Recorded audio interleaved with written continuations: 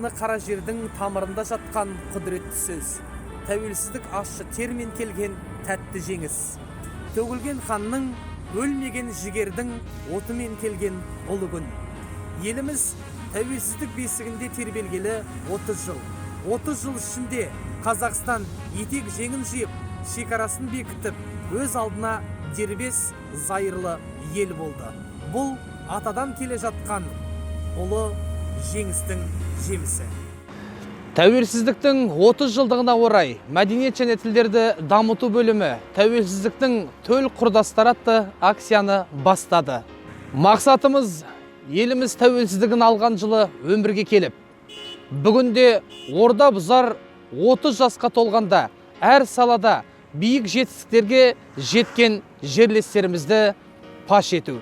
Осыдан 30 жыл бұрын еліміз азаттығының таңарайлап атқанда дүние есігін ашқандарының бірі Шығыс Қазақстан облысы Үржар ауданының Ілияс Жансүгіров атындағы орта мектебінің педагог-психологы Мәдетова Камила Сапарқызы еді. Камила Сапарқызы менен тілдесуге келіп отырмыз.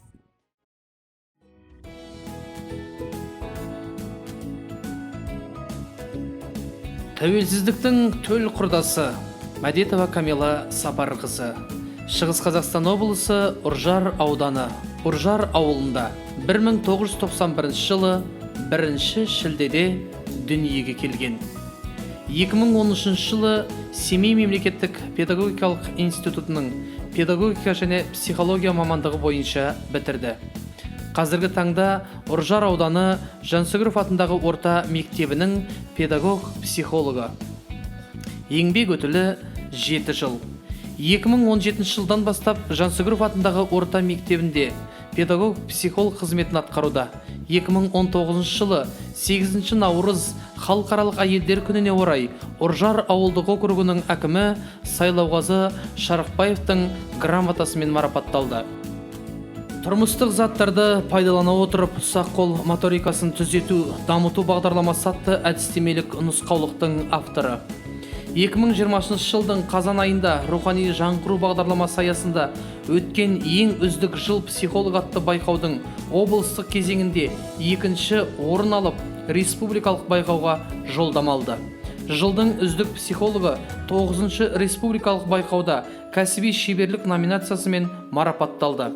2020 жылдың желтоқсан айында Қазақстан Республикасының тәуелсіздік күніне орай білім беру саласындағы ерекше жетістіктері үшін Үржар аудандық білім бөлімінің басшысы Сәуле Жүнісованың грамотасымен марапатталды.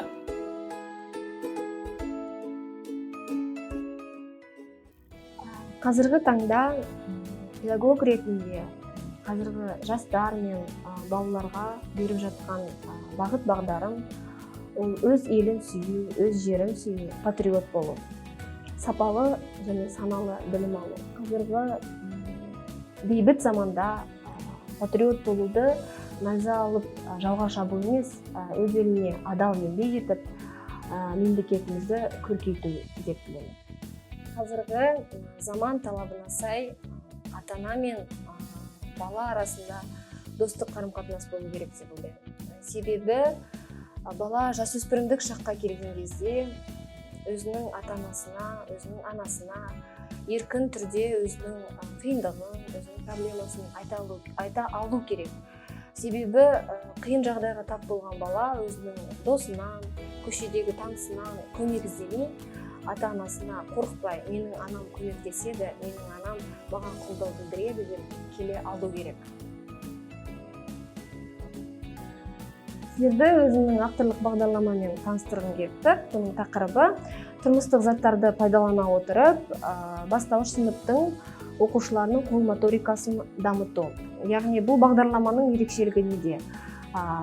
Тұрмыстық, қарапайым тұрмыста пайдаланатын заттарды мен жұмыста пайдаланып жүрмін. Мысалы үшін қарапайым макарондар, ұнтақ жармасы немесе күріш. Бұны түрлі түстерге бояп, балалардың жаңағы қол моторикасын дамытуға пайдаланып жүрмін. Яғни, мысалы күрішті балаларға беріп, бір уыс күрішті балалар бұны қызылды, жасылды түстерге бөліп, өздерінің ұсақ қол моторикасын дамыта алады.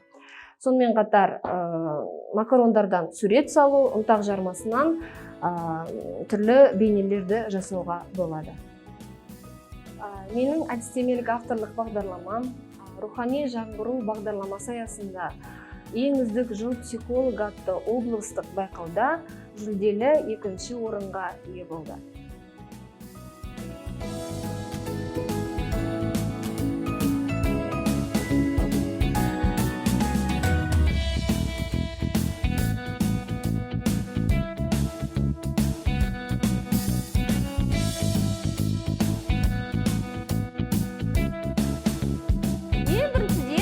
Сергіту сәтті, яғни сендер сабақтан шығарсадыңдар, кішкене демалып алайық, е? Қайталап отырасыңдар, жақсы ма балалар? Мен көріп тұрмын ғой, е? Жақсы.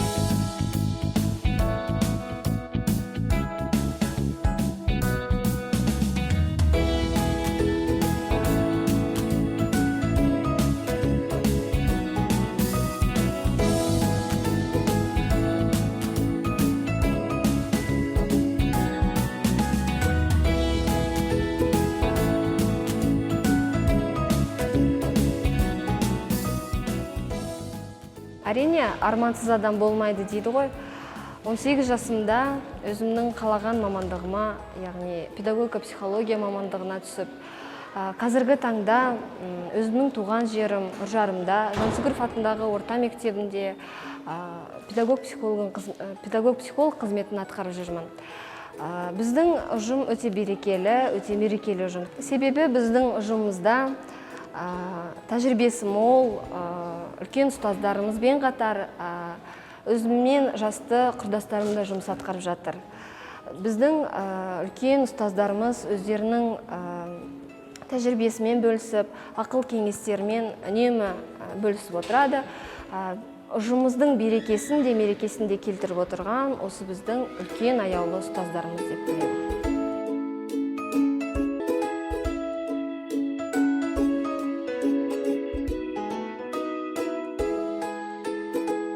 Тәуелсіздігіміздің 30 жылдығына орай барша қазақстандықтарға тілер тілегім. Тәуелсіздігіміз тұғырлы болсын, тәуелсіздігіміз ғұмырлы болсын, еліміз, жеріміз өркендей берсін.